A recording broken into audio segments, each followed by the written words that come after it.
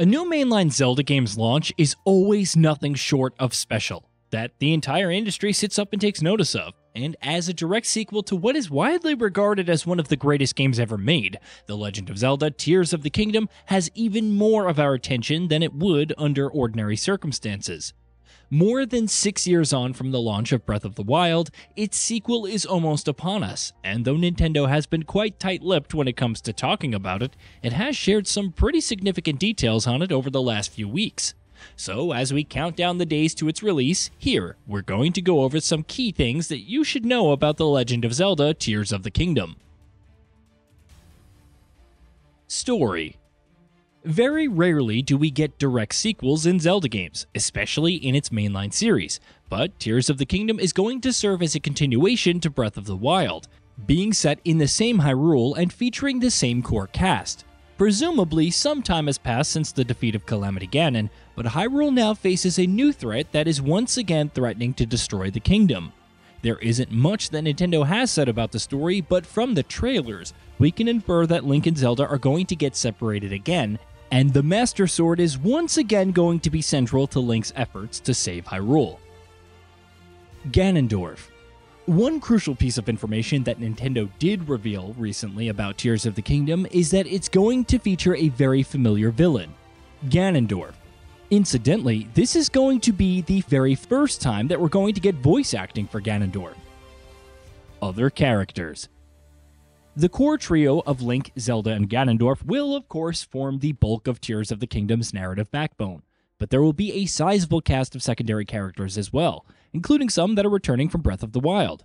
Sidon and Riju were both showcased in the game's final pre-launch trailer, and interestingly, they're both looking older than they did in Breath of the Wild. Tulin has returned as well, and he too looks older, but curiously, Nintendo has said nothing about whether his father Teba will be coming back. Another character whose absence has been noted in all of that we've seen in the game so far is Yunobo. Meanwhile, the pre-launch trailer also offered brief glimpses of a couple of completely new characters, of which we have next to no information. Changes to Hyrule. Tears of the Kingdom is going to be set in the same Hyrule as Breath of the Wild, which means the 2017 game's open world map is being brought over into its sequel, which again is something of a rarity for Zelda games. That said, the map isn't going to be exactly as it was before. Nintendo has said that Tears of the Kingdom's Hyrule is going to change things up from its predecessor's map quite a bit, though exactly how it will do that remains to be seen. From all that we've seen of the game so far, it looks like the old shrines and towers are gone, though it's likely that Tears of the Kingdom will have its own equivalent of those as well. Sky Islands. While there isn't yet much clarity on how much Hyrule will have changed in Tears of the Kingdom, what we do know for sure is that there is still going to be plenty of new areas and locations to explore in the game. Countless floating islands known as Sky Islands will be scattered throughout the skies above Hyrule, and are clearly going to have a big role to play in the game. Hopefully, the Sky Islands will sport the same kind of ingenious level design and density as the surface world. Fully seamless. Zelda has done the whole Sky Island surface world idea before with Skyward Sword, but its implementation in Tears of the Kingdom is obviously going to be quite different. Nintendo has said that going from the surface to the sky and vice versa will be completely seamless, which is especially impressive given the hardware limitations on the Switch, especially for a game of this size and scale. So far, we've also seen how that will affect traversal, from skydiving to rail grinding and much more. Fuse. Tears of the Kingdom is going to introduce a whole new set of abilities, with Breath of the Wild's ability set presumably being retired, and of the 4 new abilities that have been revealed for the open world sequel, the one that is going to change the gameplay experience the most is undoubtedly Fuse. It does exactly what its name suggests, and allows you to fuse multiple objects together to create something entirely new. As you might imagine, that's going to have a significant impact on the game, in several areas, including combat. Speaking of which, fusing weapons. Tears of the Kingdom will ask players to get as creative and experimental as they can in combat by essentially letting you fuse weapons together.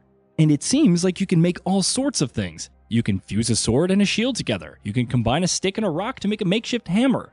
You can use a pitchfork with a long stick to make a hilariously long spear. Not only will fused weapons have unique properties, they will also have enhanced durability. Meanwhile, fuse can be used to your advantage in combat, but in other areas as well, like attaching a puff shroom to your shield so it explodes in a cloud of smoke to blind your enemy when you block an attack, or fusing a key side to your arrow so that it automatically homes in on an enemy without requiring precise aiming. Ultra Hand. It's not just weapons that you'll be fusing together in Tears of the Kingdom. Using the ability called Ultra Hand, you'll also be fusing objects in the environment together to make all manner of things, including cars, rafts, flying machines, and much more. We've seen a fair few types of vehicles that players will be able to build and traverse the world with using Ultra Hand, while the game's pre-launch trailer even showed other applications, like using it to make a horse cart, or even to make a rudimentary mech that you pilot yourself. If Tears of the Kingdom takes mechanical depth and player agency as far as Breath of the Wild did, the creativity and freedom that Fuse and Ultra Hand abilities will enable will be through the roof. Rewind. In Breath of the Wild, Link could freeze objects in time with the Stasis ability, and in Tears of the Kingdom, he'll be able to reverse their motion by using Rewind. Its uses in combat are easy to imagine, like rewinding an incoming projectile attack, while it's also confirmed that Link will be able to use Rewind on debris falling from the sky and to be able to quickly get to the Sky Islands from the surface. Ascend. The fourth and final new ability Nintendo has revealed for Tears of the Kingdom is Ascend, which, again, does pretty much what its name suggests. Upon using Ascend, as long as there's a roof of some sort above you, Link will be lifted into the air through the roof and come out the other end. So if you're in a cavern, you can use Ascend to go straight to the top of the mountain it's within. If you find yourself trapped in a cage, you can use Ascend to go through its roof and set yourself free. Enemy variety. A lack of enemy variety is one of Breath of the Wild's bigger issues that players have called out plenty of times in the years since its launch. Though, based on what Nintendo has shown of Tears of the Kingdom so far, it seems like there will be a much greater variety in the enemies you will fight. New enemies like the Glycos, massive stone titans, and mechanical constructs have been shown so far, while we've also seen new glimpses of some returning enemy archetypes like Moblins, Bokoblins, Lynels, and more. Potential DLC support. The Legend of Zelda Breath of the Wild saw quite a bit of post-launch support, including a full-fledged expansion in the Champion's Ballad, and while Nintendo has yet to confirm whether it has similar plans for Tears of the Kingdom, it seems like at least some post-launch support is planned. That, incidentally, is as per mention of post-launch DLC on the game's official website. Nintendo has released DLC for the vast majority of its first-party titles on the Nintendo Switch, so it wouldn't surprise us to see something being announced for Tears of the Kingdom in the aftermath of its release. Price.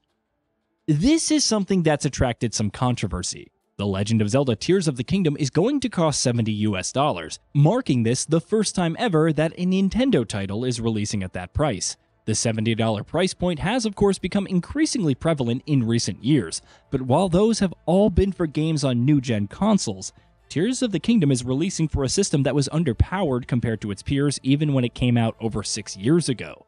Nintendo has tried to assure fans by promising an experience that will justify its higher price point. Here's hoping that turns out to be true. File size. You don't usually expect Switch games to have a hefty file size, but Tears of the Kingdom certainly will by Switch standards.